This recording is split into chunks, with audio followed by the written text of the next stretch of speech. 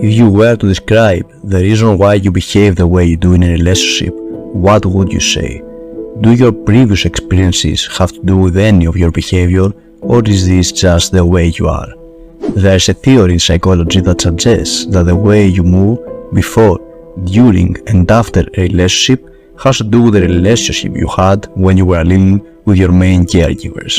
For the majority of us, those people were our parents. The way they behaved, they took care of us when we were little, affects the way we behave to our romantic interests later in life. Today, we are going to talk about the anxious attachment style which develops when our parents don't meet our needs when we are little consistently. For example, if your parents weren't hugging you or fed you when you cried as a baby, there is a higher chance of developing an insecure style such as the anxious attachment one. You see this orange ball, right? If I were to put it up here or over here outside of the screen, you still know that the ball exists even though you cannot see physical proof of it. That's something called object permanence. If you are somebody with an anxious attachment style, you may struggle with a similar concept called emotional permanence.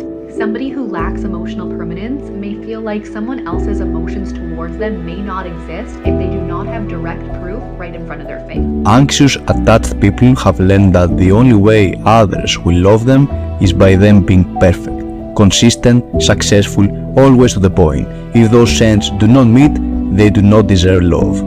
But unlike other styles, love is something they want, need, and look for. So, who are those people? I can reassure you that we all have met one. Anxious attached people are those that will tell you how deeply they love you, how much they want to be with you, and how awfully they need you, to the point that if they lose you, their whole life will collapse. Those people tell you how they don't deserve you and how much you mean to them. They will constantly ask you if you still love them, if you think they are pretty, if you think they are capable, if you think they are enough, and they will view small problems as a threat that will destroy your whole relationship. And they will often assume that you cheated on them because you didn't answer the phone once, or they will assume that you don't find them attractive anymore because you never text back to one message. They will always tell you that you are not how you once were and that you are pulling yourself away, leaving them small, alone, and afraid. They need your help to get done with everything, and they cannot solve a problem or make a decision without you.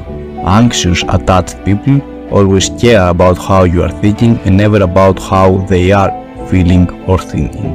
They believe in themselves and view you as their biggest trophy. Without you, they say that they feel hopeless, small, done with life. As you already understood, anxious attached adults are clingy and they are always out there scavenging for a new relationship because they give the impression that they cannot live by themselves. They cannot be alone. Most probably, they are always in a relationship, and when they are not, they say that they feel awfully depressed and worthless. When they are in a relationship, they most probably find themselves always fighting, being stressed, and having constant conflicts. If you can find those symptoms in your partner or even yourself, do not worry. You are not doomed to live an unhappy life. First of all, you need to categorize aspects that you need to work on.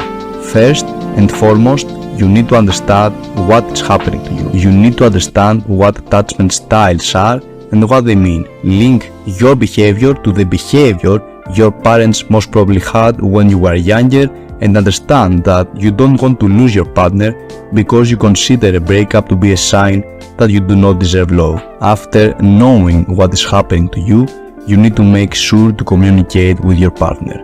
Maybe show them this video or send them an article on the issue, or just plainly discuss those ideas so that they know how to react and what to expect from you. And the most important final step is to stop thinking that you need to be in a relationship.